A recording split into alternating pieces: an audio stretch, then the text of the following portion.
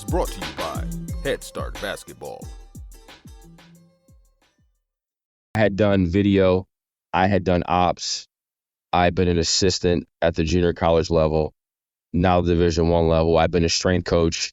For me personally, I just feel like I was a jack of all trades, master of none. Like if you needed me to step in and do strength, I could do that. You needed me to be the ops guy and run camp, which I did do, I can do that. Need me to help with video? No problem. So for me, I look back on it, early on, I was trying to speed up my path when the reality of it is I was going at the exact pace I needed to be so that I could be an asset to a program with whatever they needed. Chris McMillian is the men's basketball associate head coach at Central Michigan University. He joined head coach Tony Barbee's staff as an assistant coach in May of 2021 and was promoted to associate head coach in August of 2024. Prior to Central Michigan, McMillian spent 2 seasons at Idaho State after serving as the director of player performance at Illinois Chicago for 4 years, overseeing the design and implementation of the Flames strength and conditioning program. McMillian's resume also includes stops as an assistant coach at the College of Southern Idaho and at Hawaii, where he served first as the strength coach and video coordinator before being promoted to director of basketball operations. He began his coaching career as the director of operations at Centenary College in the 2009-2010 season. As a player, McMillian was a 4-year starter at Wyoming from 1998 to 2003, where he helped lead the Cowboys to 2 Mountain West Conference titles and an NCAA tournament berth. Hey, Hoopheads, prepare to push beyond what you thought was possible this season with the best training solutions for your team at the best prices ever. From now until September 30th, score $3,000 off the Dr. Dish Rebel Plus, $3,000 off the Dr. Dish All-Star Plus, and $3,000 off the Dr. Dish CT Plus during the Dr. Dish semi-annual sales event. See all offers at drdishbasketball.com and follow their incredible content at Dr. Dish B-Ball on Twitter, Instagram, Facebook, and YouTube. Mention the Hoopheads podcast and save an extra $300 on the Dr. Dish Rebel, All-Star, and CT models. Those are some great deals, Hoopheads. Get your Dr. Dish shooting machine today. Hi, this is Jack Leisure, head basketball coach at McQuaid Jesuit High School and director of Jack Leisure Shooting and Skills Camp, and you're listening to the Hoopheads podcast.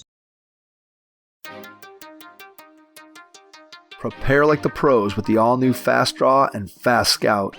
Fast Draw has been the #1 play diagramming software for coaches for years. You'll quickly see why Fast Model Sports has the most compelling and intuitive basketball software out there. For a limited time, Fast Model is offering Hoopheads listeners 15% off Fast Draw and Fast Scout. Just use the code HHP15 at checkout to grab your discount, and you'll be on your way to more efficient game prep and improved communication with your team. Fast Model also has new coaching content every week on its blog, plus play and drill diagrams on its Playbank. Check out the links in the show notes for more. Fast Model Sports is the best in basketball.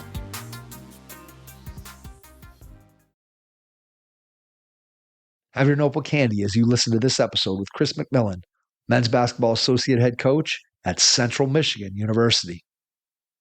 Hello and welcome to the Hoopheads podcast. It's Mike Cleansing here with my co-host Jason Sunk tonight, and we are pleased to welcome in Chris McMillian, men's basketball associate head coach at Central Michigan University. Chris, welcome to the Hoopheads pod.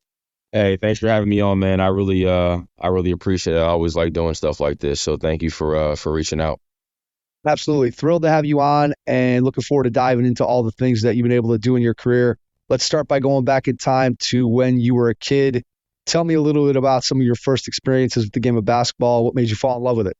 Yeah, man, it seems forever ago.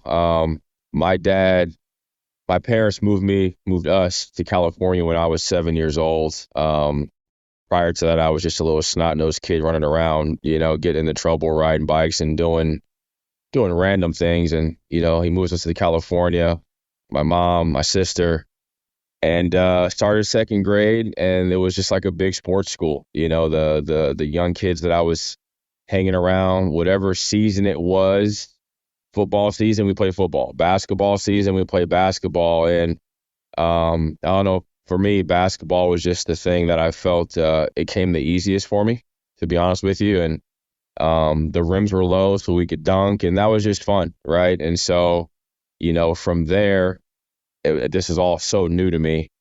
Started playing like the little rec leagues and the city leagues, and I was super competitive, and I just got really good really fast, quite honestly. And I had speed, and I was shooting the ball with two hands, but I was trying to steal everything. So those are my early memories. Looking back on it, I was a train wreck. I was out there like a wrecking ball, not knowing what I was doing, but just playing really, really hard. So that's how it all started for me. That really took me through, from second to sixth grade, and then my life changed. I was playing with my city team, which is Brea. I grew up in Orange County, California, a city called Brea, which is next to Fullerton near Anaheim. And we played in a Christmas tournament that NJB put on, but travel teams would come in to play in these tournaments as well. So, we were good for Orange County, but we ran up against the team. Slam and Jam was the name of their team. I'll never forget it. I still have pictures of the team from when I then joined them. On that team was a kid named Tayshaun Prince. So here I am, I'm 10, 11 years old. I'm the man in Orange County. I'm doing my thing. And we run up against this team, and they bulldoze us. I mean, it was a 25-point shellacking. You talk about the Fab Five with the black socks and the black, uniforms and everything. It was bad, but I played well. I held my own against these guys. And what ended up happening was we lost the game. A couple days later, my dad and I, we were walking into another gym, and the coach from that team was walking out. They had just played in the championship game at Fullerton College. I'll never forget it. It was a Saturday morning. And older gentleman, his name was George Hunter. You can tell he lived a lot of life, but just very, very wise. You knew he was in it to help the kids. And he pulled my dad aside and he said, your son's talented. I can help him get a Division I scholarship. Right. So like this is in, 1990, I'm 10, 11 years old, whatever sixth grade is. And my dad hears, my dad always wanted me to go to college, but to hear that, I think that was the first time he had heard somebody with wisdom that really knew basketball say, hey man, your son's got a chance. So long story short, they wound up going to, my dad goes to his house in Buena Park, a week later or so. I remember my dad leaving the house saying, you know what, I think this guy wants money. I don't know if I want you to play for this guy. Long story short, 3 hours later, he comes home, he has a black Slam and Jam jersey, and then the rest is history, So, through those years, you play different stops in AAU and things like that. But it was myself, Tayshaun Prince, and like 8 other Division I guys that went through this team, this Slam and Jam team together, man. So it was pretty special. Now, we didn't stay together all through high school, but that 6th, 7th, and 8th grade, those pivotal years as you're kind of, making a name for yourself, man, I was blessed to be a part of that. So that's kind of how it all started. I didn't mean to talk your ear off on that one, but that's those years are really, really special to me, man, because what felt like my world ending when my dad moved us from New Jersey, where I was comfortable, and moving us to California was actually my life starting, and so that's kind of how it went. So obviously the development and getting an opportunity to play with kids who are on that level is obviously huge in your development, being able to practice with them and then go and play on the road with them. That's clearly key. What were you doing individually on your own to work on your game? Were you in the gym by yourself? Was your dad your workout partner? Were you just going to the playground and playing more pickup? What were you doing to get better when you were, let's say, in late in junior high, early in high school? Yeah, late junior high, early high school, I was a gym rat. This was before trainers. Like trainers are fairly new. All this stuff you're seeing right now. It's probably 15 years old. Back then, in our complex where we lived, I'll never forget it. Every day, I had, in junior high and high school, I had a pager. Right, this is back when pagers were a big thing. I remember that's how I kept time. Had a pager, and I would walk down to where our clubhouse was. It was probably a 10-minute walk. and it was outside, and I was shooting for 2 hours, man. And I was on my own. My dad was at work, mom was at work, and I would just shoot and shoot and shoot and shoot and dribble and shoot. I didn't know what a Euro step was. I didn't know what a step back was. It was just old school hard work, at that time, 7th and 8th grade. And then in high school, because I was playing up, I played JV, but I was always with the varsity guys. I was always with them dudes, man. Like, I was always playing pickup at Jasmine Park, Era Vista Park, going down to 38th Street, in Huntington Beach. Like, I was always around at 14. I was around 17, 18-year-old men, essentially. And I wasn't physically strong enough to play with them, but my speed was, right? And so I'm able to dribble by guys and make the right reads and drive to the paint. So, obviously as I got stronger, I became more effective. But I would say my growth and development just came with playing every single day. Like, this is before social media, right? This is when you could play outside. You could find an outside game every single day back then. Now kids are afraid to play outside. I don't want to get hurt. I don't want to scrape my knees, my joints, whatever it is, right? Back then, 6-7 days a week, man, you were hooping. I mean, for hours. Not 1.5 an hour, not 1, 2, 3. I mean, you're hooping for 2-3 hours, man. And when you lost, you had to wait, so you didn't want to lose. And so, again, I didn't have a trainer. My dad would rebound for me, but my dad wasn't a basketball guy. You know what I mean? That's not what. Right. That wasn't what it was. I had some good coaches and things like that. But back then, again, your coaches saw you 2-3 days a week for that 90-minute practice, and then you saw them at games, for the 2 or 3 games you had, on the weekend. So for me personally, I was scratch made, man. Like, I didn't, again, I shot the basketball with 2 hands, both thumbs out, just because I wasn't strong enough to shoot threes, but I wanted to shoot threes. It wasn't until I got into like the 7th grade where I literally said, okay, I got to shoot with one hand. I started watching some films, and like I created my own shot really without a coach. Like, my dad, God rest his soul, he just knew snap your wrist and get your elbow high. That was what he knew. And so that's what I did, and it paid off. It's amazing, just again, the difference in how kids come up in the game today versus the way what you just described is exactly the way that I grew up in the game, trying to find games outdoors. Like you said, now you tell a kid, hey, you can find a good basketball game outside, and they look at you like you have 4 heads. You know what I mean? Yeah. It's like, come on, how can we be playing outside? And it's just a completely different animal from what kids go through today. And obviously, you didn't, as you said, have the trainer. You didn't have YouTube to figure out, hey, this is the drill I got to do, or I got to work on this. It's kind of like you're just, as you said, kind of made from scratch. You figured out along the way, and that's how you go about getting better, between the combination of working on your game by yourself, and then obviously the opportunity to play pickup, as you said, playing against older players.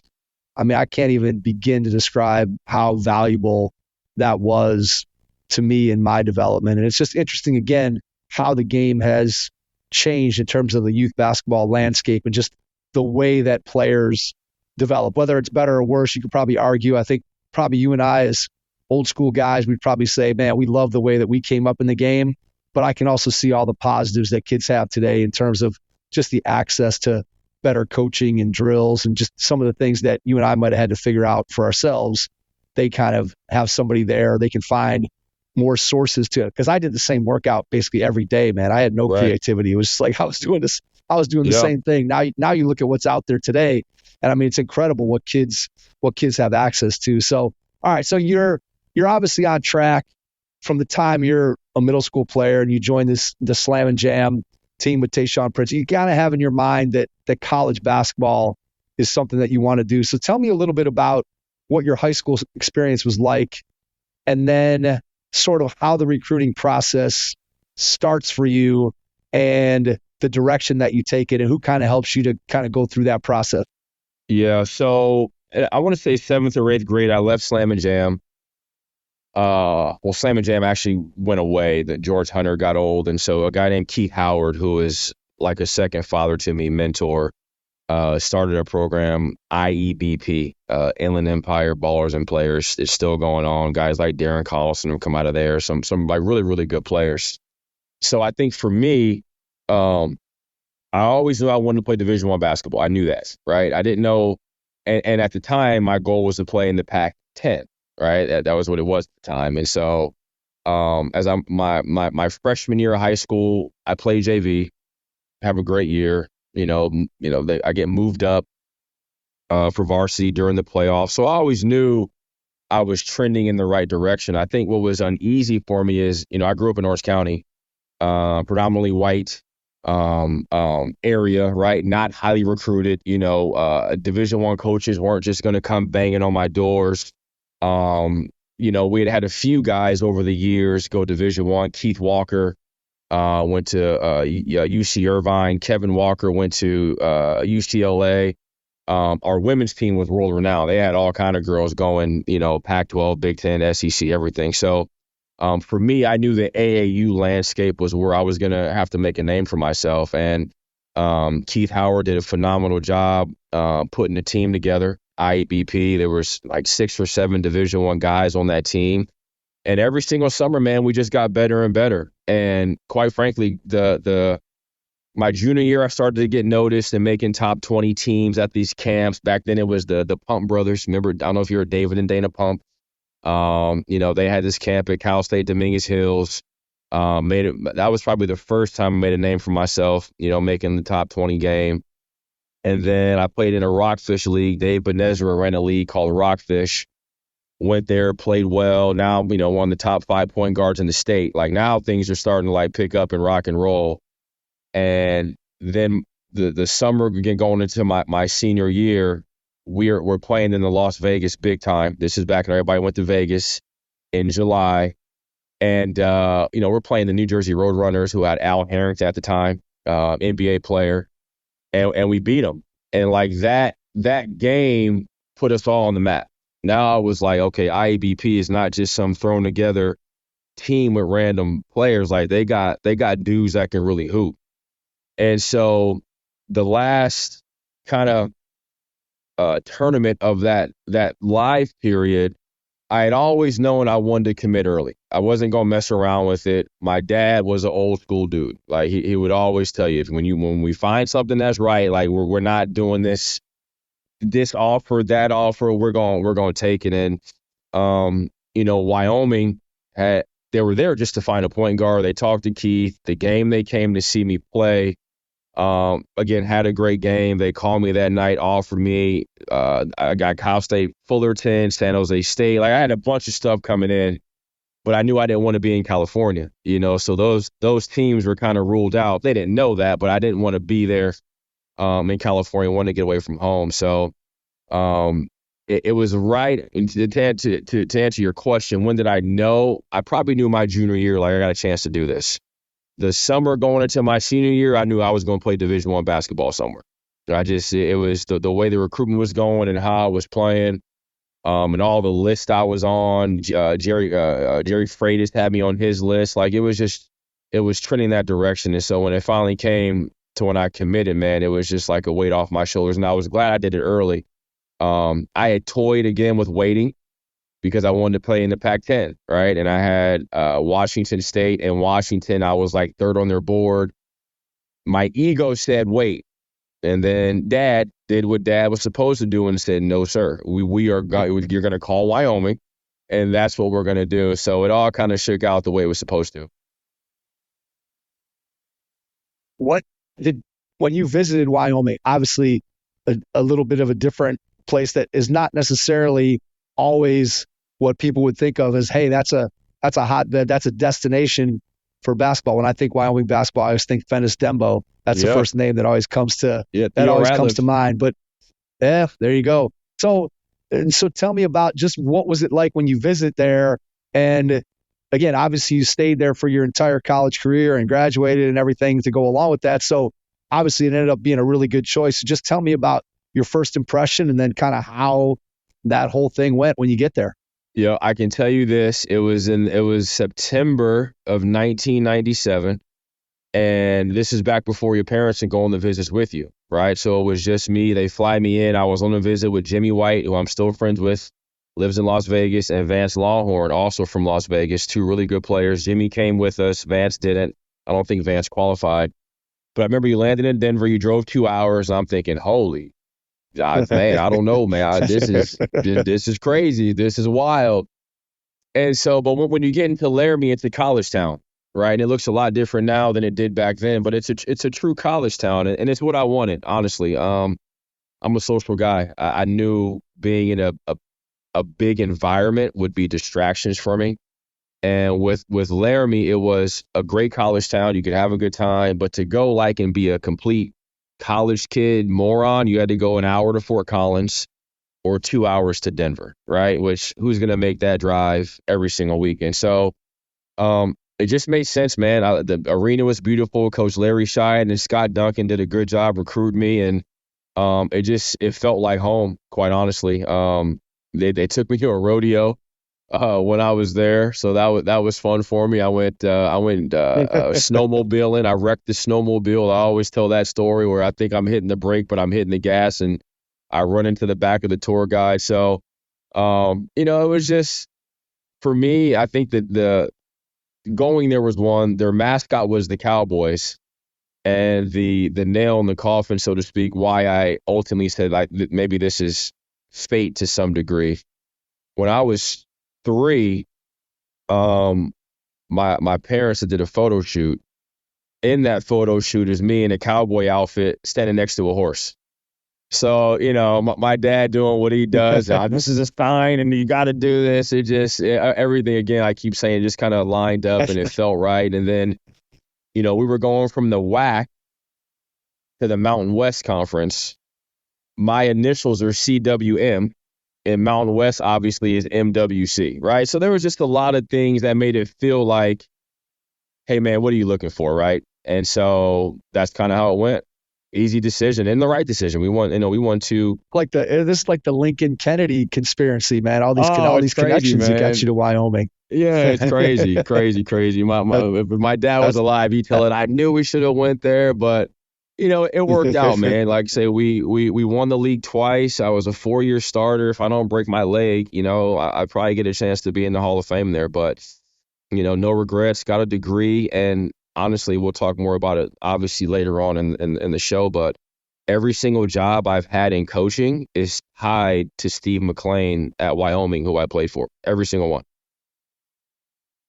All right. So as you go into school, what are you thinking about career-wise? Are you just focused on, hey, man, right now at this point, I'm a basketball player? Are you thinking coaching? We've had so many of our interviews when we talk to people, Chris, they usually go one of two directions, right? It's the guy who is drawing plays on a napkin when they're 8 years old, and even though they're playing, they're already kind of sort of thinking about, hey, maybe someday I want to be a coach, or I'm a coach. And obviously, you're a point guard, so point guards I think tend to maybe think the game more in terms of coaching. But then there's other guys who you're just so focused on being a player that the idea of coaching really never comes across your mind until the game sort of gets taken away from you as a player. So I don't know what you were thinking about going into school, but just talk a little bit about your journey to coaching and where you were when you were 18 and you show up on the campus in Laramie. Yeah, so 18, showing up to campus in Laramie, I'll never forget. My parents dropped me off.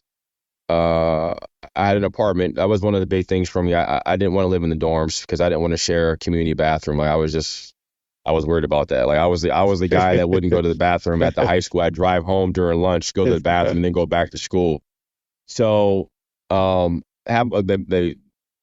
pull up to the apartment, they move me in, they go to Walmart, you spend $400 to get the apartment perfect and all that. And I remember my dad, they dropped me off, my mom and my dad, they're in the rental car in front of the arena, and he looked at me and said, listen, man, I want you to have fun, but this is going to go by really fast. And you're 18, right? How fast can it really go by? And in that moment, I was just like, man, I'm a Division I basketball player. I'm going to come in here and work as hard as I can. Of course, I want to be a starter, but in that moment, I was okay with, I just want to play. I just want to be a part of it, right? And so, as you're going through the workouts and everything, I'm a freshman. I haven't worked this hard. I think I've worked hard, but what we're doing, my shoulders are burning so much. I'm airballing shots. I'm like, this is crazy. The elevation is 7,200 feet. So when what I used to be able to do, run for days, I'm up there dying. Like, man, they're gonna kick me out of school here golly, I can't make a basket right now. But you adapt, right? And so by October, leading into practice, I'll never forget, Coach McMillian said, hey, I'm going to start having these meetings. And he called me in and he said, you're going to be my starting point guard. Like, we're going to build this thing out around you and Josh Davis. And I think you two got a chance to be really, really good. And like the rest, as they say, was history. Of course, I had dreams of playing in the NBA. I think I averaged 9-4, 9-5 as a freshman. To be honest with you, I didn't realize how good that was until I became a coach, right? 18-year-old true freshman averaging 9-4, 9-5 in the WAC. Like, that was pretty good, you know what I mean? And so I never scored it the way I wanted to in my college career. I was always more of a facilitator, defender, try to be a good leader type guy. But the confidence Coach McLean gave me and put in me, man, was, I can't put it into words. And so I was just so grateful and so thankful, and we were good. They thought we were going to be a 7 or 8 win team that first year. We won 18 games and you're starting 2 true freshmen, like sky was going to be the limit, and so we won 19 the second year, didn't make a postseason. And then my junior year, we won it. We won the league. Didn't win the conference tournament, so didn't make it to the NCAA tournament. And, sure as shit, unfortunately, going into my senior year, man, I'm playing rec league softball. Slide into second base like an idiot, break my leg, and honestly, man, my career never really recovered from that. It's amazing how when you think about an injury, and I think that sometimes, and I equate this with coaching, when you think about, hey, there's, you got next year, there's always next year. And then when you're a player, man, those years, losing a year is like devastating. I mean, to have an injury, I mean, I've seen kids, and I never experienced it. And thankfully, my own kids have never experienced that. But man, I've seen kids that you lose a year like that, or again, you have an injury that again affects the way you play. And man, that really, really has an effect. So did that injury, as you're sitting on the sideline, did that get you thinking about coaching? No, honestly, I didn't think to start thinking about coaching until 2009. I was 6 years removed from college. So that injury, I look back on it now, you talk about mental health. I was depressed at that point in time. The break was bad. I came back that year, so it would have been my true senior year. And coach, I'll never forget it. Jason Strada came in. He was a freshman from Chicago. And I couldn't do any of the preseason stuff as I'm rehabbing and going through everything. And they played an exhibition game, maybe. It didn't go well. Jason was at the point. And I'll never forget Steve. He called me in and sat me down. He said, I need you to play this year. I don't care if you practice, but this team needs you. I need you to play. Right. And so for me, I look back on it. I know why I made the decision I did. Now, I didn't want to leave college. I didn't want to play that last year and hurt, and not go out the way I should have, or the way I wanted to, I should say. And so I played 5 games. I was in a boot when I wasn't playing. And I just told him, hey, I got a red shirt. I don't want to do this. I want to have, a really, really good senior year. And he called me in. He said, listen, I love you. I respect you. He said, I've got to tell you this. I can't guarantee you, because Jason now becomes a starting point guard for what's my red shirt year. He said, I can't guarantee you your starting spot, when you come back for your 5th year senior year. Well, my ego was like, well, I don't care. Like, I'm better than this guy. I'll just beat him out, right? But what was really happening was, what the true message was, there's nothing you can do to get this spot back once you do this, right? That was what was really being said. I just couldn't see through that. Does that make sense? And so, going into, I redshirted, and then my 5th year senior year, I'm playing 8-9 minutes a game, you know what I mean? Unhappy, doing things and going out night before the game because I knew I wasn't going to play. Just being not being a good teammate, not being the person that got me to the point I was at before the injury, right? And so, when I got done playing, I'll never forget it. My 5th year senior year, my very last college game was at Chapel Hill. We lost to North Carolina in the second round of the NIT. Raymond Felton, Sean May, whoever else was on that team. They were good. And I left that game knowing that my career, I'm probably done playing, right? Like I just didn't love it anymore. I didn't have the passion for it. One of my best friends is Miles Simon, played at Arizona, coaches in the NBA. They just got let go by the Suns, so he's out for the time being. But I graduated, moved to Tucson. I moved in with him. We got a place together, me and another one of our buddies, and I was training in Tucson.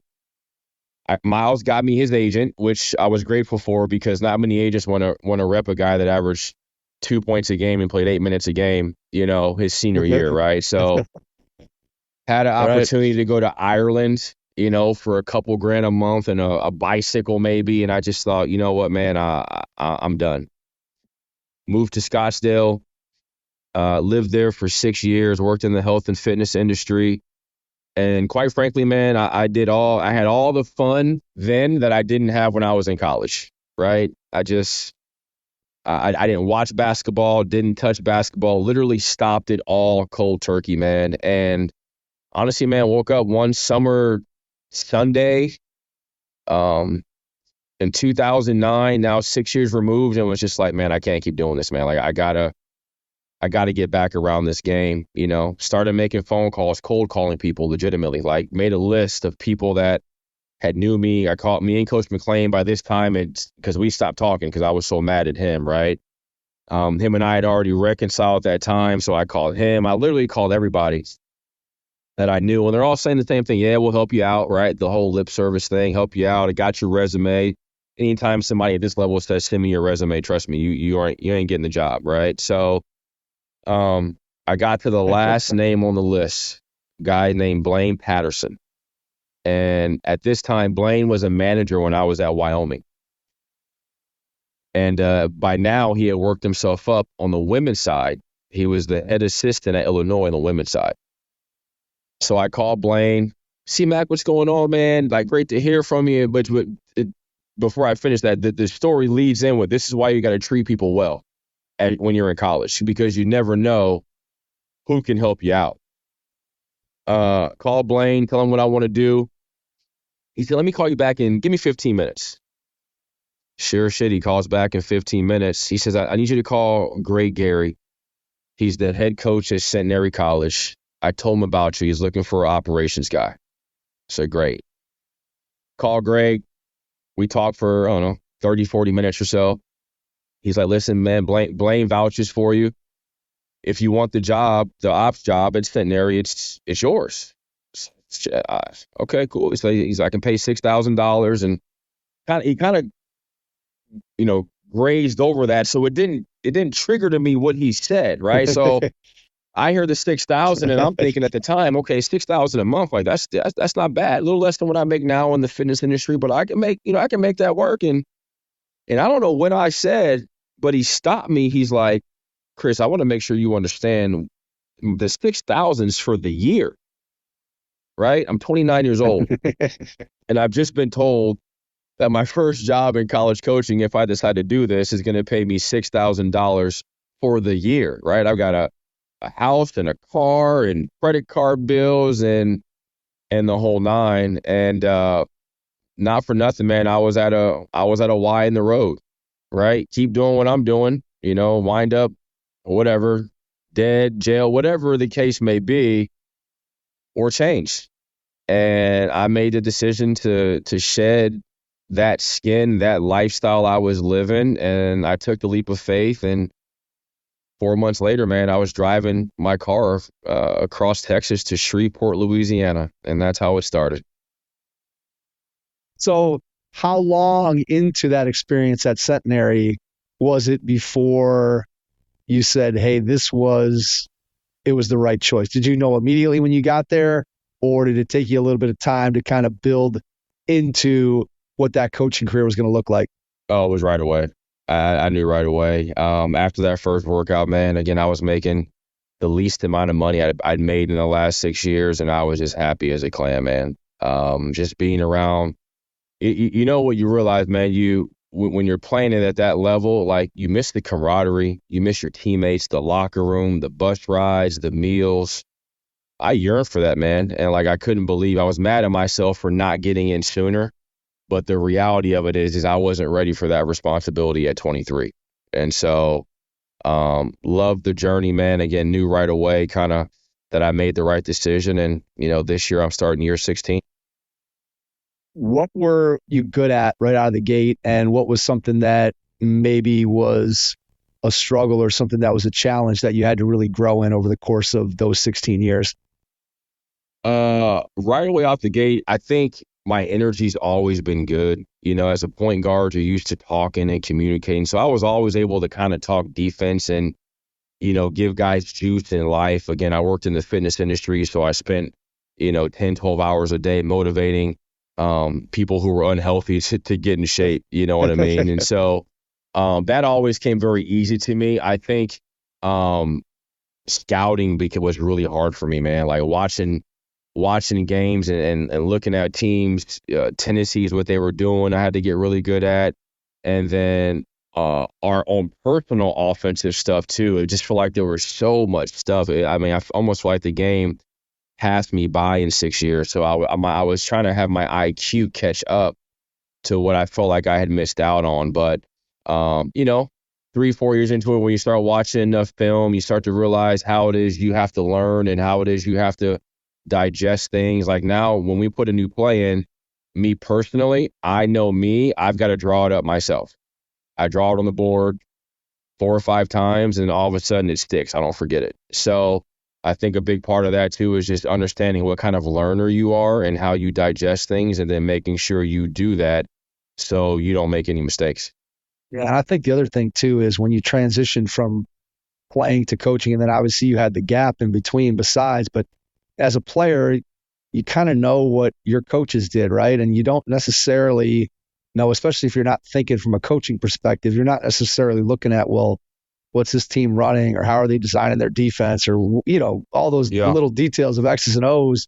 And so when you finally get to be a coach, it's like, okay, I know what my coaches did, but I wasn't necessarily studying what everybody else did. So I can completely understand where you're coming from, where you're like, okay, now suddenly I'm watching all this film and I got to figure it out, and understand what's going on. So I completely get where you're coming from with that one.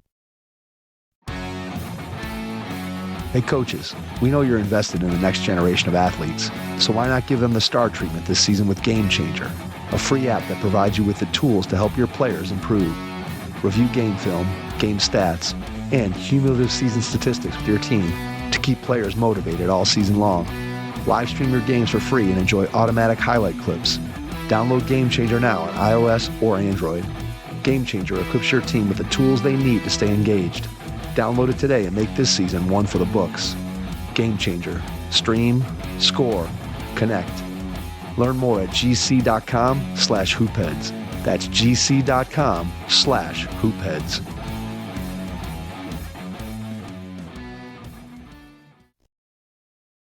You only spend a year at Centenary, and then you get to go to Hawaii, man. So how's that happen?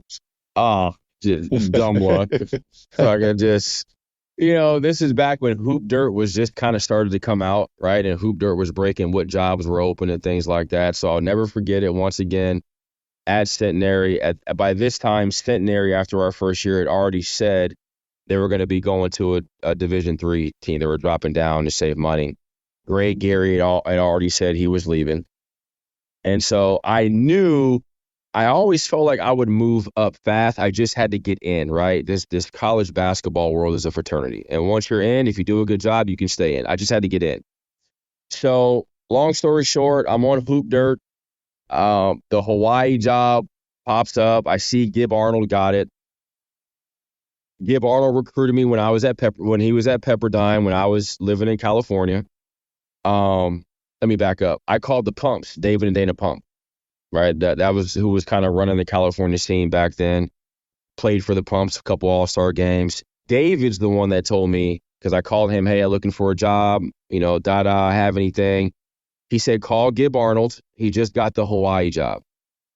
Gib and I started talking, and then we realized, he's like, oh, you're Chris McMillian from Bread, . And we started putting it one-on-one together. He's like, man, I came to your gym a handful of times. Like, we recruited you. So that was how it went down. Gib and I talked twice on the phone. he offered me the GA job at Hawaii. And, that summer I moved to Honolulu at age 30. I was the graduate assistant there. That went from making $500 a month to $1,000 a month. So I was doing good, man. I doubled my pay in 10 months. But I was living in Hawaii, and thank God a buddy of mine knew, had a friend out there that had a condo that they let me rent right across from the beach, 20th floor sky rise. Now they wanted the whole $1,000 a month. So I got a night job. I worked nights, Wednesday, Thursday, Friday, Saturday, in Chinatown as a bouncer, for extra money. Right. So it was a whirl. It was an absolute grind for me, man. But I just knew, because I was going to reset my life and chase this dream, that I had to make it by any means necessary. The glamorous life of college basketball, man, is what you're telling us right here. That is what that's crazy. That's the story you're selling, Chris, man. I get it. I hear you.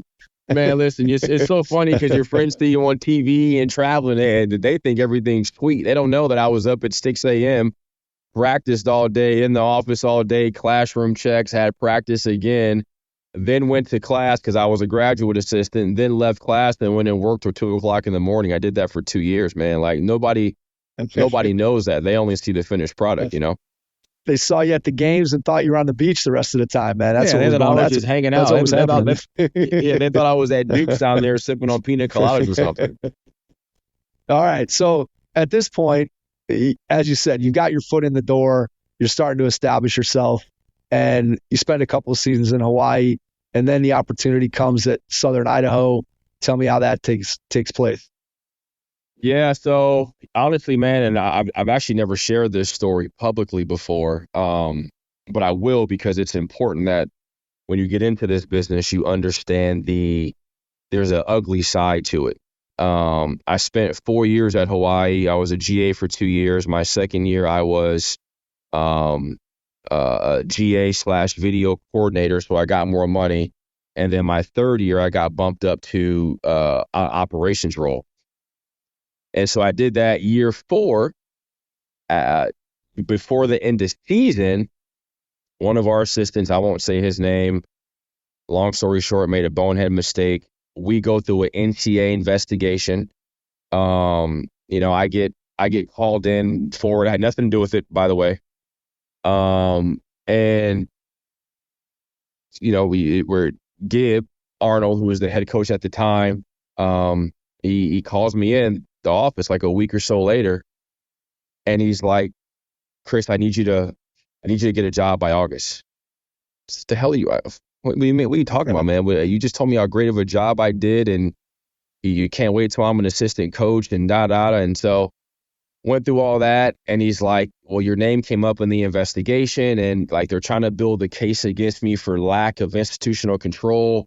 So I need you to get a job in August." And I go, "Chris, I swear I'll bring you back." So that's what happened. I got fired, essentially, which was completely blindsided me. I'll be right. It rocked my world because, when you do, especially when you think you've done a good job and they've told you you've done a good job, I felt it because I could just sense that he was moving a little bit different that last week. But I was really upset by it, right? And so I take it on the chin. I take it responsibly. Said, "Hey, no problem. I appreciate you." I handled it like a professional. Came in, I finished out my work, and then I got on the phone, started making calls, and within 3 days, I had three job offers. Cal State LA was one of them. Langston University was another one, and then CSI was what was the final one. And I chose CSI because one, it was going to put me on the road to be able to recruit, but CSI is one of the top JUCOs in the country. Had a chance to work for a good guy named Jared Fay, and it just worked out. But I'll say this: going to CSI or getting, or having to go that direction was not in my master plan. That's for sure. I thought I'd be a Division I assistant by year 5, and at a high major by year 8, and a head coach by year 12. Right? Those were my plans, and so it got completely derailed. But I took it on the chin. Again, I learned the ugly side of the business. I replanted my feet, and we figured it out. went to a different level, what was the adjustment like going from Hawaii to Southern Idaho in terms of just the level? Well, we had some really good players now. I mean, we had some high major dudes on our team, so the basketball was good. At JUCO, you're just dealing with guys that are at junior college for a reason. I'll say that, right? Whether they don't like going to class, whether it's behavioral issues, whether it's anger issues, whatever it is, there's a lot more babysitting at the junior college level, right? And again, I go back to it. They're at junior college for a reason. It's one or two, again, grades, behavioral things. Maybe they did something wrong with the law, whatever it is. They're there for a reason. So it was just managing that. The hardest part for me was just, monitoring academics. I mean, these kids, the year I was there, they just hated school, and they weren't dumb. They just didn't want to do the schoolwork. So having to monitor that daily and know you're going to write this paper and things like that that wore on me a lot. I knew I could only do 1 year at junior college. And that's one thing for me. I can say honestly, excuse me, I would never go back to junior college. It's just, I'm not cut for that.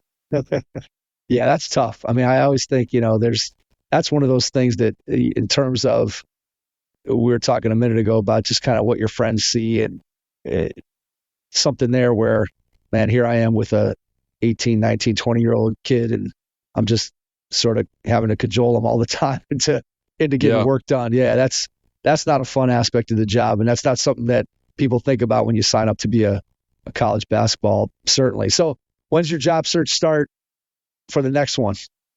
So from there, I went to UIC, and like I say, going to the junior college, I knew, okay, if you're an assistant at a junior college with good players, you're going to have interface with other Division I assistants and head coaches and things like that. So that was the master plan.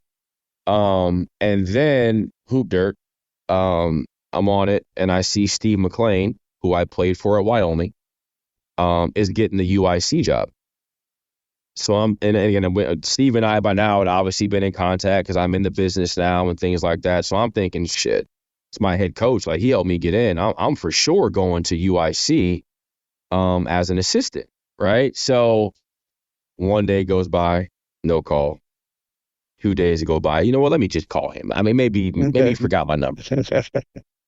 3, 4 days, 5 days go by, nothing. I'm like, golly, this is probably not good. This is probably not a good sign. And again, you talk about core memories and moments. I'm in the Salt Lake airport. My phone rings at 6 a.m. Him. Wow, coach, what's going on, man? I'm like, glad you called and know you're busy. And he got right to it. He said, Chris, I can't hire you as an assistant. He said, I've got to keep one guy on staff, and then I've got to hire 2 Chicago guys. Again, because of my experience with Gibb at Hawaii, I knew you have to handle those situations the right way or you'll never get a job, right? Yep. Coach Mack, I love you, man. The fact that you had enough respect for me to call and tell me no is enough for me. So about 10 days goes by, and I get a call from our strength coach who was at Wyoming. His name is Janae Jackson, still a very good friend of mine today.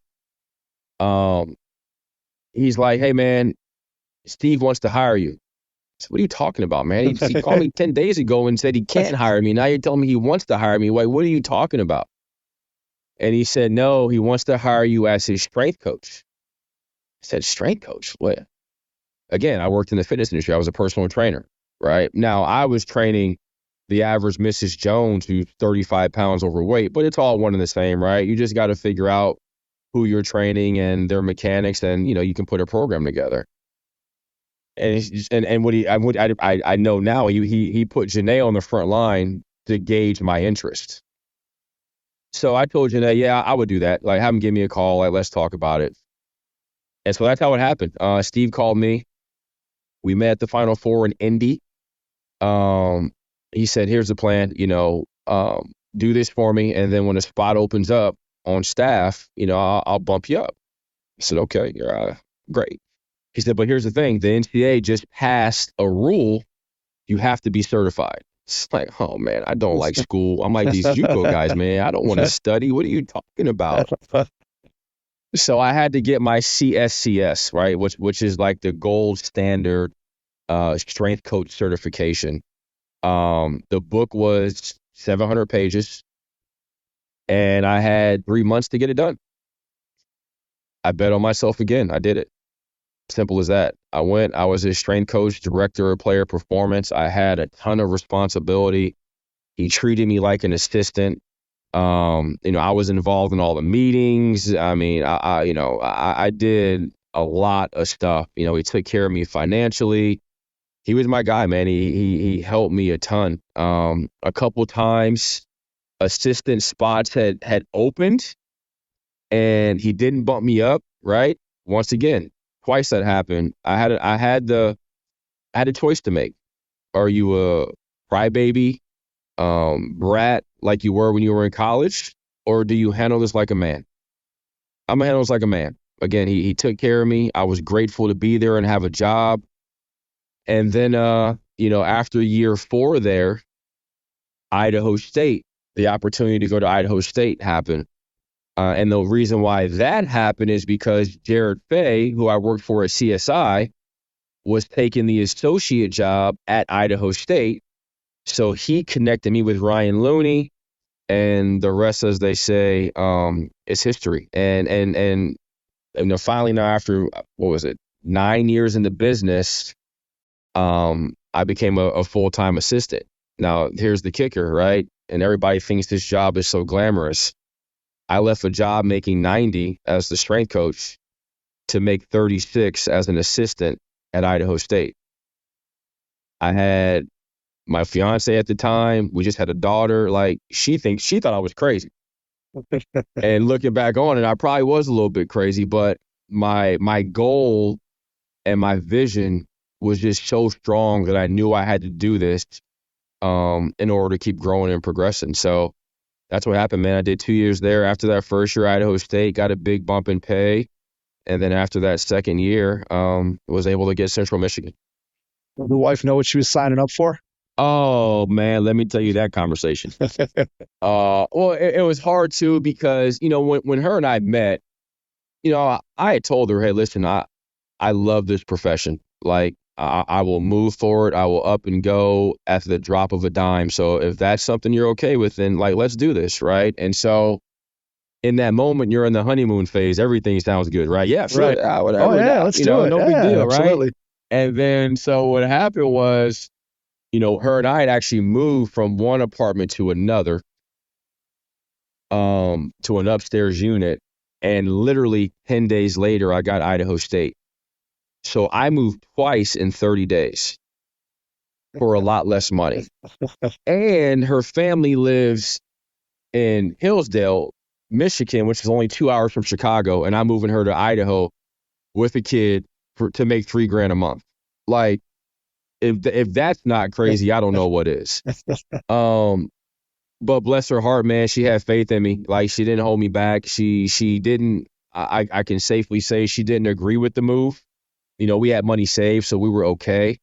But in her mind, she didn't understand. I would also argue now, with where we're at now in my career, I think now she understands.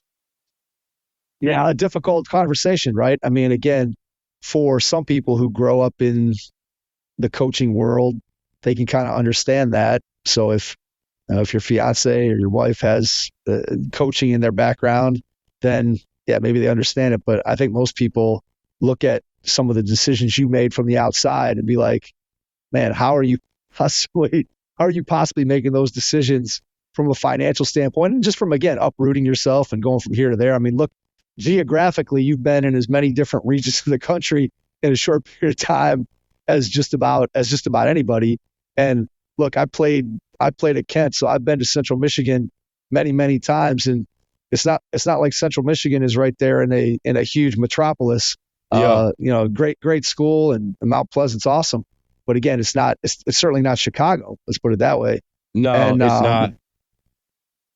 But again, now you get the opportunity where you have you're in a good program, you're with a great head coach, you got an opportunity to continue to move up and progress. So tell me a little bit about, as you get to Central, what do you think are your best qualities that you bring to a staff as you arrive at Central Michigan?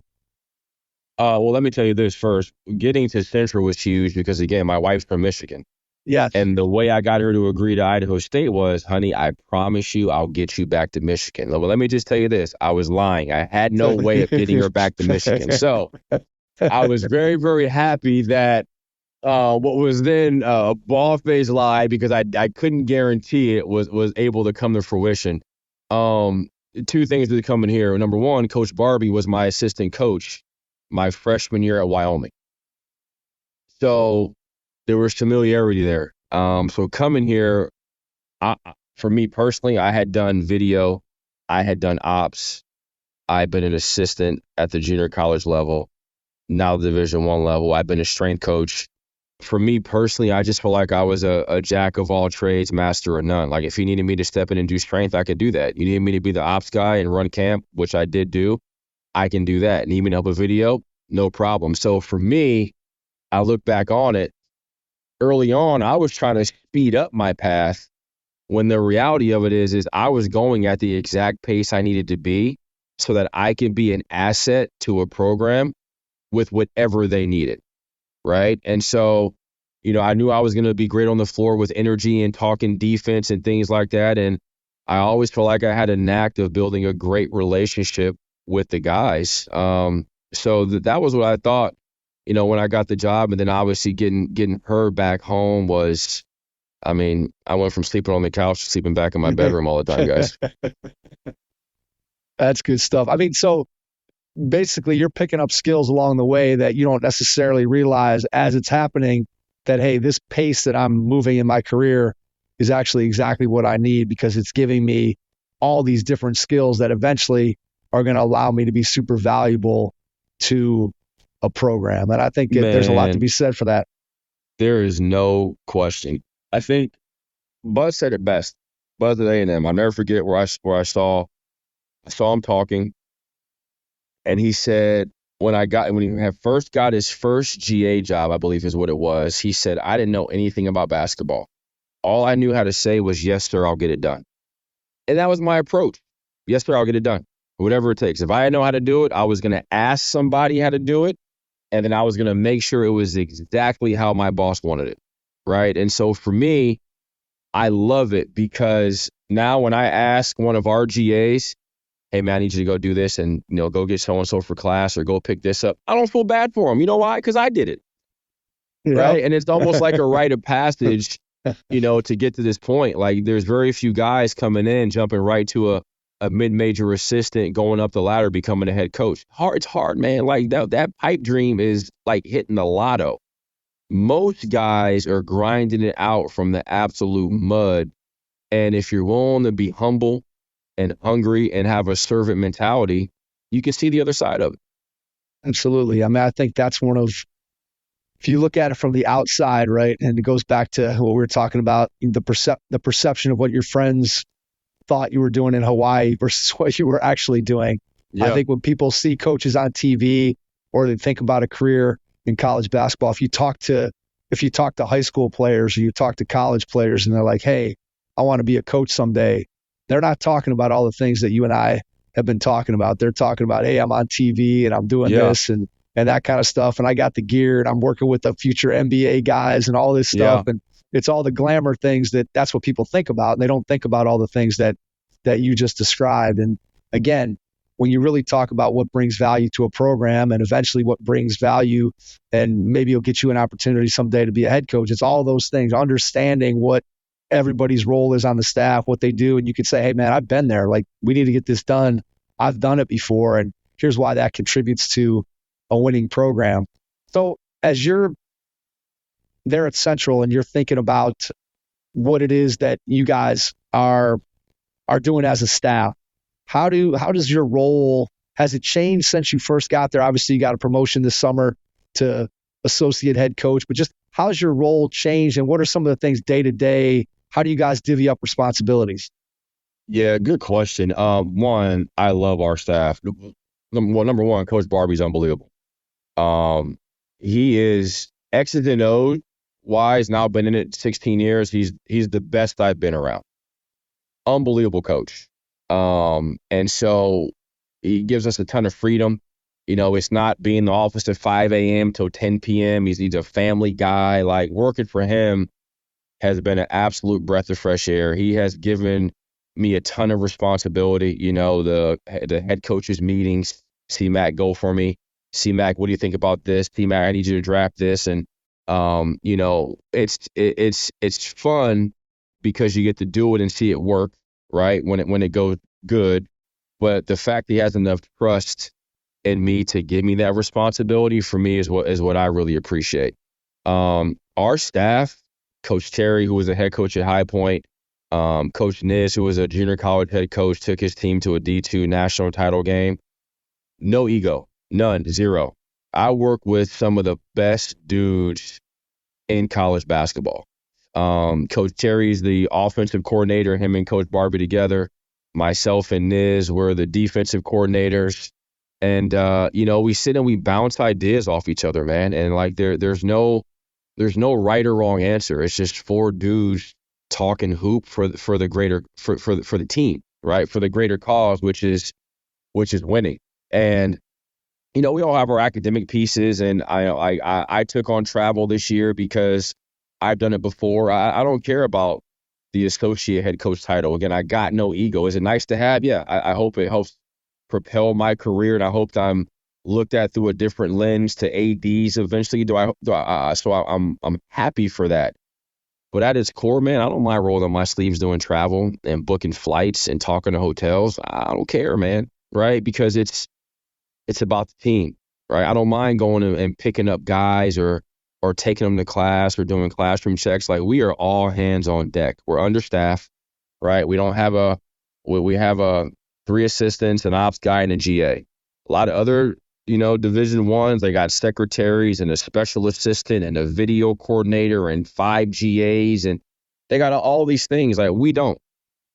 So we are a blue collar staff, man, that's just going to bring it every single day to help our guys try to get better on the court. And understand now too. Now, we have some really, really hard conversations with guys off the court so that they understand what it means to be a part, not just at Central Michigan, but to be a Division I athlete as a whole, and the opportunity they have, and how they have a chance to have this opportunity change the trajectory of their lives. How has the rules in terms of, we'll get to NIL and the transfer portal in a second, but how the rules in terms of access to players and just how much you get to do with guys in the off season in terms of workouts and having guys on campus, how has that impacted you as a coach? And how do you guys approach that as a staff, what you do with your summertime? Well, we don't break any rules. Let me just say that. So there we go. There we go. Yeah, we don't break rules here. We stay within those hours now.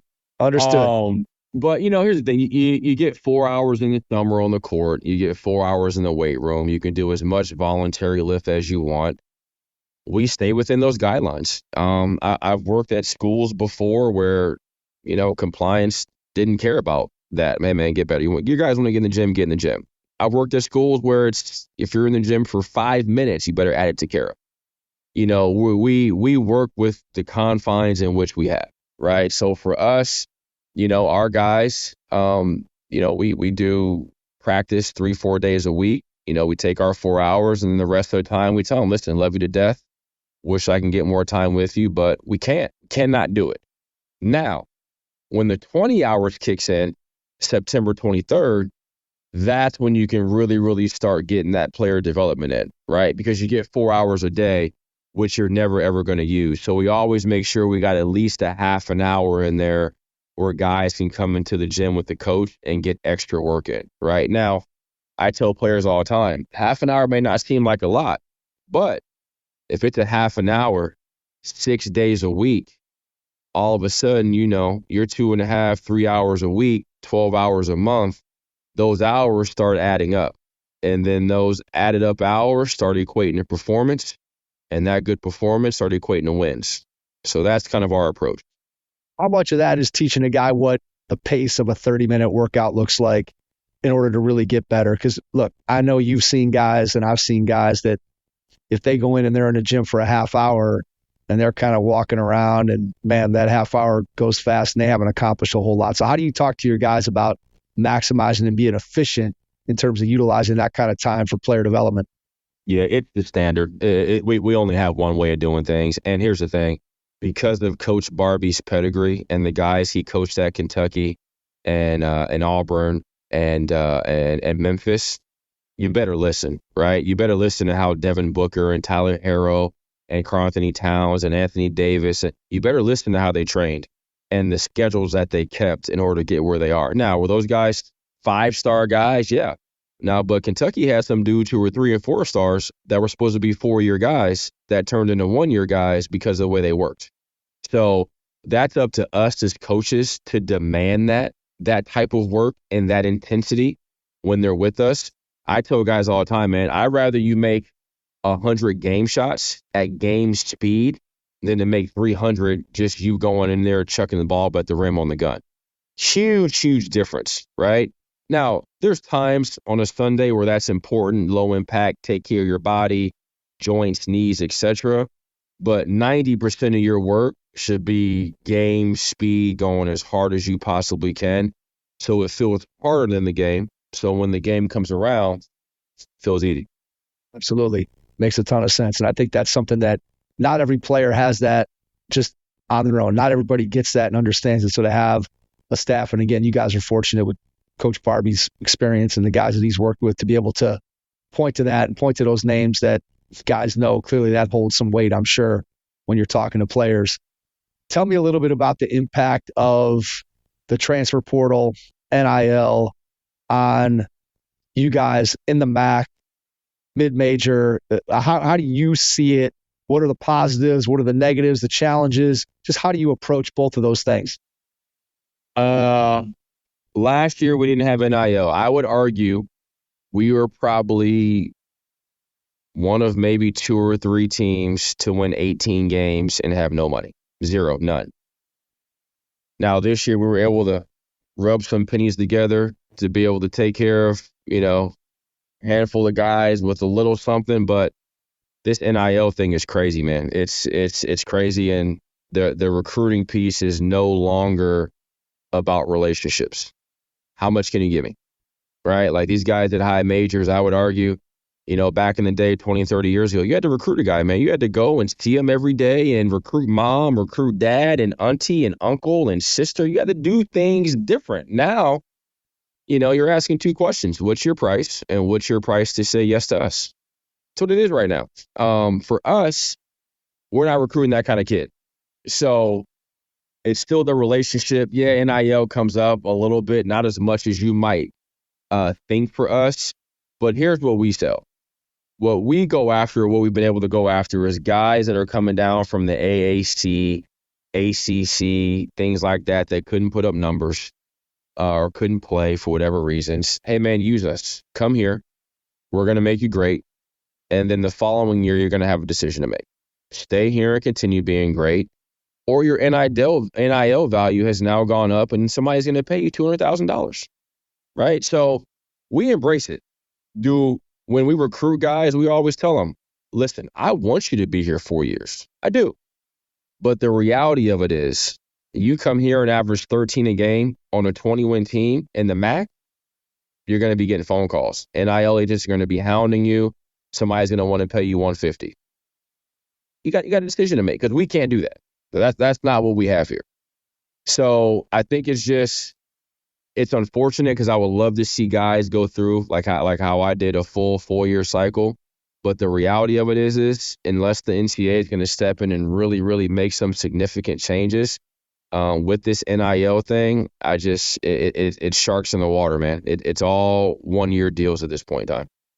Can you even wrap your head around what it would have been like for you when you were playing to have some of, I guess, maybe the opportunity financially, but then also just the decisions that kids are having to make, again, at the age that they're making them, thinking back to yourself when you were 18 or 19 years old? Because I can't honestly imagine being in a college basketball locker room as a player and having all that NIL, that money stuff kind of floating around, in addition to guys battling for playing time and all the other things that you as a coaching staff and, again, players have to kind of deal with from a psychological standpoint of of coming together as a team and building that camaraderie. I just can't wrap my head around what that's like day to day in the locker room for kids. I don't know how you think about that. Obviously, you're enmeshed in it as a coach, but have you ever thought about it, kind of thinking back to your own experience as a college basketball player?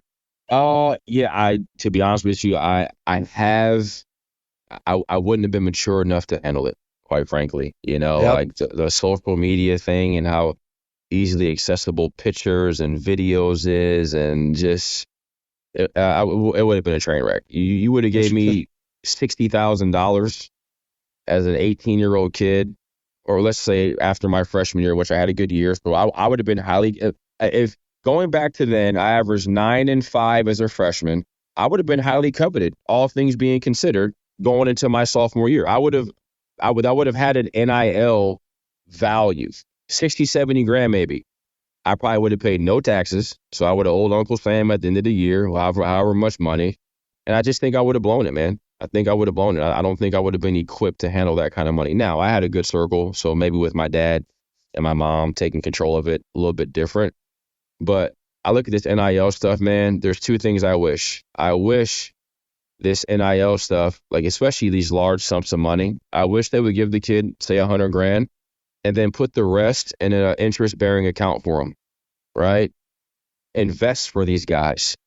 Put it in real estate for them. And then say, hey, listen, when you turn 25, we're going to pay you out, $8,000, $9,000 a month for 30 years. Like, that's creating true generational wealth for these guys, man. Yeah. Right? And I'm not saying all these guys that are getting this money are going to squander it, but I would argue there's going to be half of these guys that are going to wake up in 10 years like, damn, I should have saved that $600,000. Right? Yep. So and that's where I think the NCAA has got to step in and start doing something, man. Like, what are you teaching these guys financial literacy, man? Are you getting them set up with the right advisors? Are they putting, 30% away for taxes? Every single Division I player should have an LLC. Every single one. Should have an LLC, should be an S Corp so they can write things off. Like, but nobody's talking about that, right? You're just giving these kids all this money and saying, hey, here, go run amok. It's not what it's supposed to be for, man. So that's my stance on it. Not to get off on a tangent, but the whole NIL thing, I just think we're doing these kids a huge disservice. And, I just wish that there was some way to give them the money, but make sure they're set up for the long run. Yeah, I mean, I think that, again, it's sort of become the wild, wild west. I think that, and I'm not smart enough to know what it eventually looks like.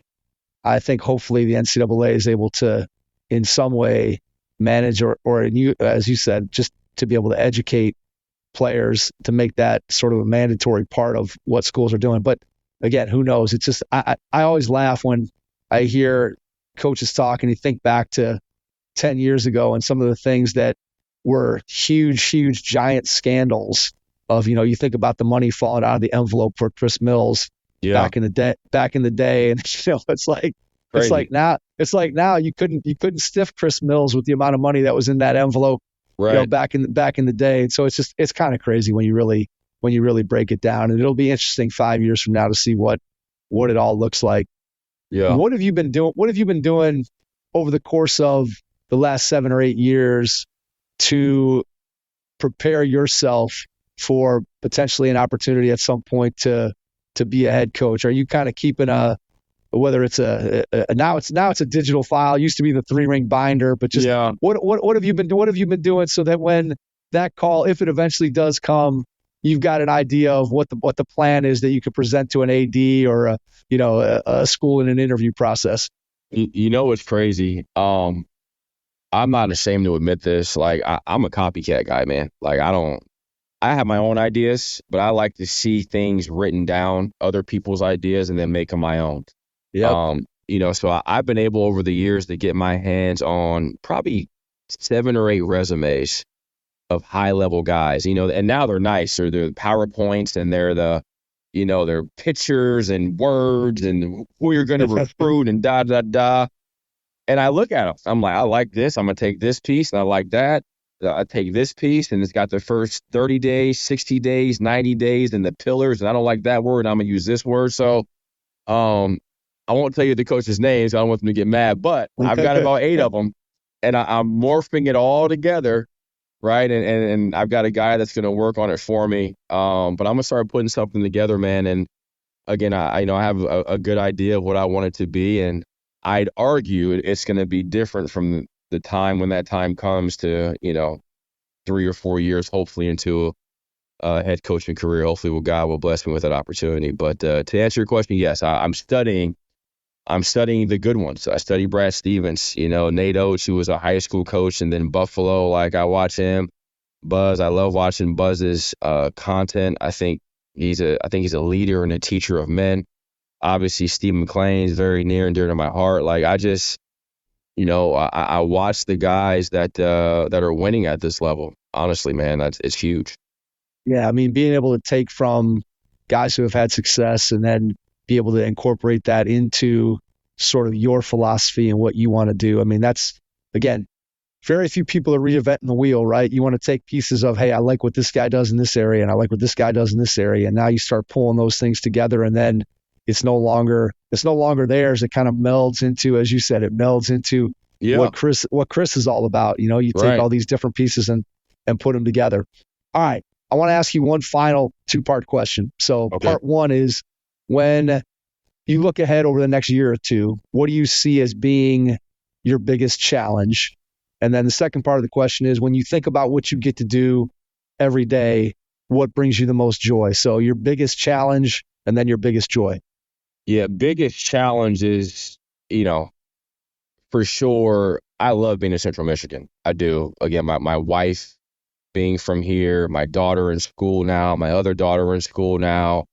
Even though my dad uprooted us and it was the best thing that happened to us, doing that, my youngest daughter has Down syndrome and she's doing great here. So everything is like perfect here.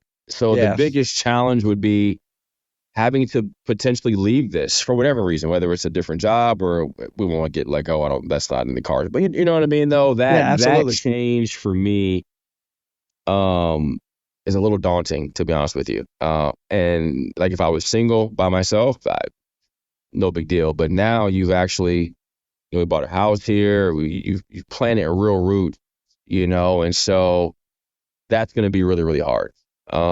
Second part of your question was, what am I looking forward to? Biggest joy. Biggest joy, I think this team we have is the best team we've had since we've been here. I think we are loaded from top to bottom. And the biggest joy I'm going to have is being able to say, I helped Coach Barbee flip this program. 7 wins, 10 wins, 18 wins, TBD. And I think if we do it right, this can be a 20-plus win team. And, once you get in the March, anything can happen. Like, anybody can take something that's sustained, right? Something that's already good. Man, we took a program that was at the very, very bottom and should have had the breakout year 2, had some injuries. We finally had it in year 3. And now you've been able to go another year and recruit some really, really good players, and you return what will be the preseason player of the year. Yeah, that's going to be a big joy for me, saying that I helped him flip this thing. And to say I was with him the entire time. Yep. Right? Like, I was with him when we lost 12 in a row. When you were digging the foundation below ground level, right? And now it's starting to go up. That's fun. Now it's starting to go up. And what's great, what's even more fun to see is, I've never been a head coach. Again, hopefully I'm blessed to be able to do that. But what's been fun to see is his demeanor and energy change as we've gotten better, right? And so head coaches, man, they're there for a reason. Them dudes are alpha, and their strong personalities and their moods are a direct correlation with wins and losses. So the more you lose, the worse the mood gets, right? So to see where he's at now, man, and he's always been a joy to be around, but I think this staff has done a really good job with Coach and helping him, and it's going to be fun, I think, this time in March of next year, seeing what this team does. Yeah, I mean, that's what it's all about, man. When you talk about building and being a part of something from the ground up, there's nothing more satisfying when that eventually comes to fruition and you put together the kind of team that you want to put on the floor, and you see like, hey, this was the vision 4 or 5 years ago, and man, now we really see it out on the floor, and to be able to share that vision with the world, man, that's good stuff. That's exciting. Yes, sir. That is exciting. All right, before we get out, I want to give you a chance, share how people can connect with you, find out more about what you're doing, find out more about the program, social media, email, website, whatever you want to share. And then after you do that, I'll jump back in and wrap things up. Yeah, I'm pretty easy to find on Twitter. Is probably the easiest thing to find me on. You guys, can you hear me? Yep. I don't know, what's my Twitter handle? Coach McMillian 1 maybe. 1. Yep. That's it. Coach McMillian 1. You can email me, coachmac10@gmail.com. I gave you my personal email because you never know when the OC Mish might ask me to leave one day. So, but I'm here. I'm an open book, man. I love getting messages from random young coaches that say, "I mean, how'd you do it?" And we'll love to hear about your journey. And people love talking about themselves. So, but I do love to try to give insight and wisdom. And I always tell guys this: if you're doing it for the money early on, and that's your drive, you're wasting your time. It's never ever going to work out. So, yeah, that's that. Well said, Chris. I cannot thank you enough for taking the time out of your schedule to jump on with us tonight. Really appreciate it. And to everyone out there, thanks for listening, and we will catch you on our next episode. Thanks. Your first impression is everything when applying for a new coaching job. A professional coaching portfolio is the tool that highlights your coaching achievements and philosophies, and most of all, helps separate you and your abilities from the other applicants. The Coaching Portfolio Guide is an instructional, membership-based website that helps you develop a personalized portfolio. Each section of the Portfolio Guide provides detailed instructions on how to organize your portfolio in a professional manner. The guide also provides sample documents for each section of your portfolio that you can copy, modify, and add to your personal portfolio. As a Hoopheads Pod listener, you can get your Coaching Portfolio Guide for just $25. Visit coachingportfolioguide.com/hoopheads to learn more. Thanks for listening to the Hoop Heads podcast, presented by Head Start Basketball.